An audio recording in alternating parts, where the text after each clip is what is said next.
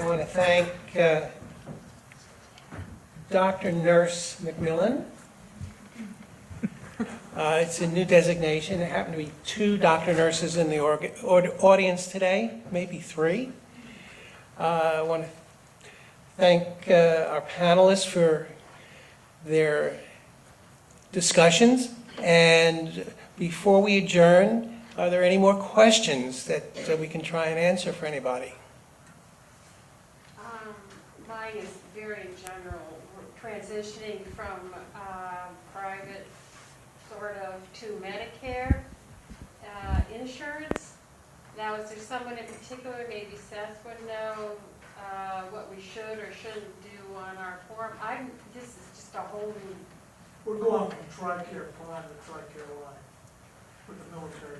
We're going over to So I would suggest calling the Patient Advocate Foundation. They're really the experts in helping do that. You can also call and talk to our information specialists, and they know. But the other big thing is if you have doctors and practices and places that you use specifically for your care, talk to the business offices there and find out who they take and what they take to make sure that it's on whatever you choose. And then also, anytime you transition and you have an opportunity to take any kind of supplements that help expand your coverage, that's a great way to use our copay assistance if you don't have any other expenses to use it for right now. Because then if you do need something, it does help to reduce those out-of-pocket costs, and that's a really great way to use it. And so a lot of times when you make transitions from one kind of insurance, particularly private insurance or standard to Medicare, there's that opportunity to get some sort of supplement, and I would definitely encourage you to take advantage of it and get the most complete one you can. To see at our doctor's office. Probably sounds like the best. And we attend, I'm sorry, Dr. Barnes, we attend the support group that's led by Tracy Bonds. And she's been trying to get you for a while to come and speak at our support group, and you've just been really, really busy. But I just want to do a shout out that for us, for someone that does have CLL or any of the blood cancers, it like particularly my husband, he but he was with other people that were doing the same thing as he was, and gave him more of a I don't want to say accepted feeling, but he didn't feel like the odd man out. So it was nice having the support group, and then Tracy was there to give us feedback and when we needed it as far as medical information and support in general. She's super. Yeah, she's Yeah, wonderful. I hated to lose Tracy. She was my oncology nurse before she went on to bigger and better things. Yeah. Another shout out for the support group too. It is an eating meeting. So food is available. And they're having Tracy used to cater from Panera or something like that. Now they're having the American Legion do the food for us. I think this Thursday is meatloaf or something like that. There was another question in the middle. Go ahead. Stefan, just to get an idea of what out-of-pocket for drugs, let's say you just have basic Medicare, not Part B, and you're on Brutinib and maybe even another drug, is there a maximum amount that you have to pay if you have Medicare out-of-pocket? So if it's an oral drug, you have to have Part D to have coverage. That's the first thing. So you want to make sure that you elect Part D coverage, because that's really important as part of it. Or unless you somehow have private oral drug coverage, you really have to have Part D coverage to have Medicare cover any portion of it. And then there isn't necessarily a maximum out of pocket, but there's a higher percentage that you pay for your first, I think it's $2,000 worth of copay of drugs. And then you get to the donut hole where you're responsible for 100% of the payment. And then once you get through the donut hole, then you're only responsible for 10%, I believe is the number. It's a smaller percentage of the cost of the drug. So it reduces your out-of-pocket costs. Let's say, like Brutinib might be, what, 100,000 per year? You threw the donut hole with the first prescription. Yeah. Okay. Wow. Now, what you need to do is have your treating physician's office contact the Pharmacyclics Patient Assistance Network and see whether or not, because you're considered uninsured, if you have Medicare only with no Part D, and you may qualify through their Patient Assistance Foundation for free drug. If you had that, we did a Part D or supplemental, and let's say it's $100,000, I guess the root would be that more. How much that would be out of pocket? How much would that pay out of pocket? Insurance coverage. Yeah, each one's different. What we would help you with as a society is up to $5,000. Yeah, no, I was, Yeah, I can't answer how much out of pocket, how much it's gonna cost. well, Yeah. on Part D, let's see, Part D. Well, it's, $100,000. I think it's 20% of the cost of drugs. No, because I think it drops after you get through the donut hole, so I don't know. We don't It know would be that. very difficult to calculate that. Yeah, it's not an easy, it's not a straight. I would suggest either calling our information specialist and asking them if they know, or calling Patient Advocate Foundation if they know. But there are definitely, for people of high out-of-pocket costs, including Medicare, there are resources out there. So we can figure out with you what the best resources are for you, but they're not going to cover 100%. That's, there are, if you're uninsured, there's a possibility of getting 100% covered, but it depends on if you have coverage. Each individual person is different and each coverage is different. It's a hard thing to generalize. What's the size of the donut? The dollars I don't remember off the top of my head. Yeah, I can't remember, but there's a certain percentage that you have to spend, and it's usually in the month of January, February. By the time you get through that, you're out of the donut hole. But you usually have a big, in January, at the beginning of Medicare, you have a big amount of out-of-pocket expense every year. And off the top of my head, I can't think what that donut hole is. We'll see if Mr. Google has an answer. Let's see. Any other questions?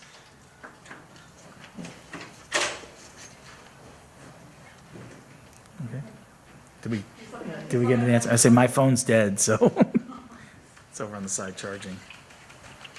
And we have some No, CLL it's not, books. it's not giving me the amount.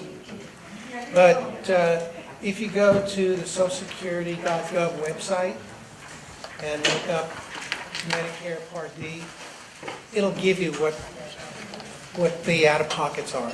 Yeah.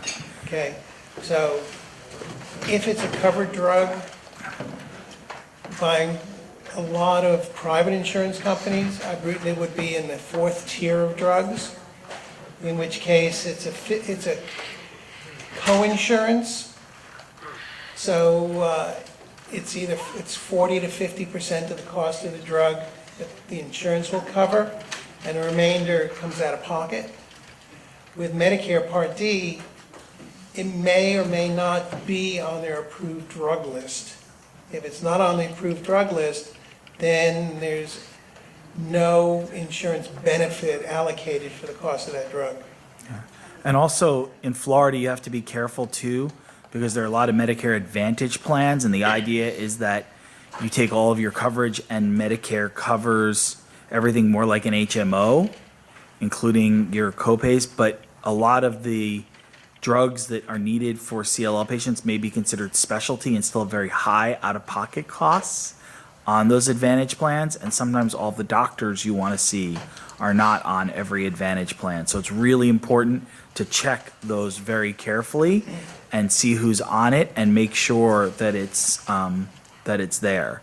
And there is a bill in I don't know if it's making it anywhere in the Florida House and Senate, but as the session's wrapping up, but basically it's a bill that's saying that just like you can't switch insurance companies mid-year,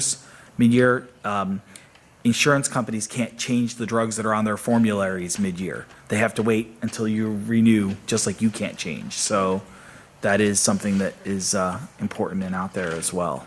Now, would your But physician try? another word about the Medicare Advantage plans, even if you have a drug that's covered under Medicare Part B, or an infusion drug, or an injectable drug, it only pays 80% of the cost of that drug. So there's a 20% copay for injectable drugs, chemotherapy or immune therapy. So you have to be careful as a cancer patient about any of the Advantage plans, because they all have restricted networks, some of which you must go to UF Health, some of which you may have to go to cancer specialists in North Florida, some you have to go to 21st Century Oncology, and some are not taken by anybody in town. So you need to take your insurance list as a shopping list, sit down with your doctor's front desk people and financial people, and say, do you take this plan? And if I take this plan A or plan B, what are my out-of-pocket expenses going to be? Every plan is different, and so that is just like they advertise for Part D. Or go to Walmart and they'll look up all the Part D plans and see which plans your drugs are on. Okay? There's nobody to do that for cancer patients. It's each individual office.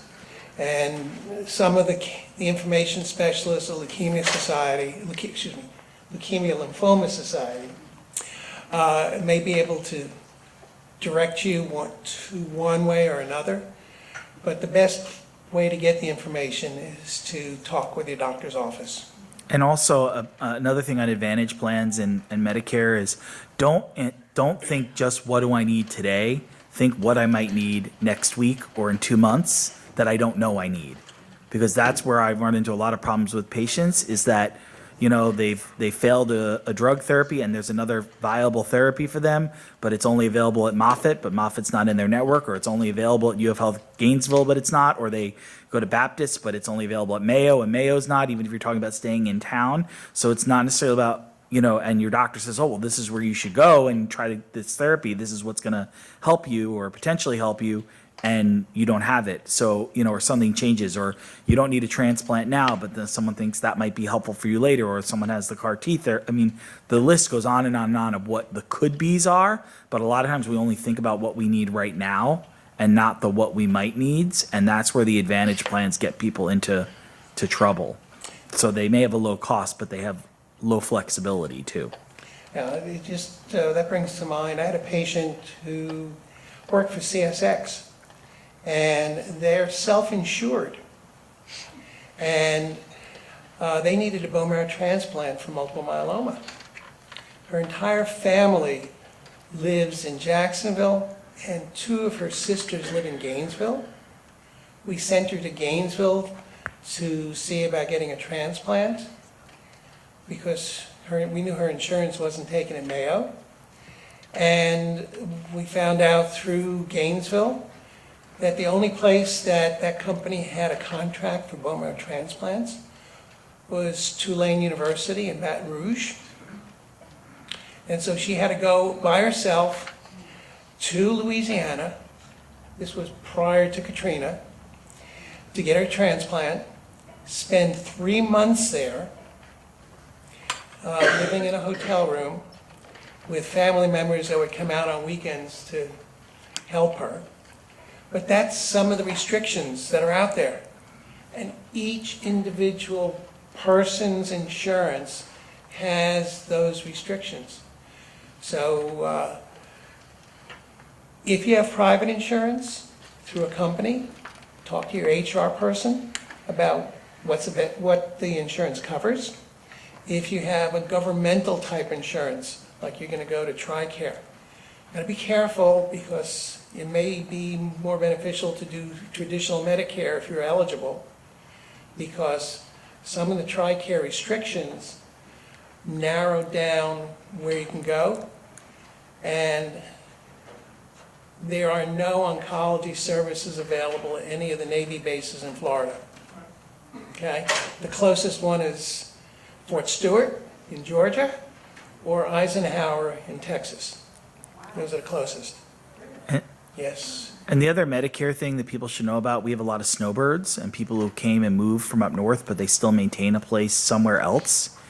Look at what the Medicare plan is somewhere else, because you may have to change your residency back, even though there are tax benefits to, and you have to talk to your financial, there may be tax benefits to being a Florida resident, but there may be insurance benefits to being a New York resident or a New Jersey resident or a Michigan resident that because we don't have income tax and because Medicare has some state influence in it, there are other states where you may get better coverage or have more choices to add supplements than you do here, and it may wind up being better for you to actually change your residency back to the others. So just be aware of that. Don't tell anybody that Seth said that, because that's not copacetic. So, if we have no more questions, I want to thank everybody I'll deny for coming out. Don't forget to pick up your lunch boxes. And hopefully, we'll see you all at our next meeting in a couple of years. Okay? We're optimistic about everybody. Okay? We're looking for, the median survival for chronic lymphocytic leukemia is now 12.74 years. That means half the people are alive after 12 3/4 years. So that's not P17 deletion. Okay? So thank you again. I want to thank the Florida Society of Clinical Oncology and Pharmacyclics for sponsoring this. And live long and prosper.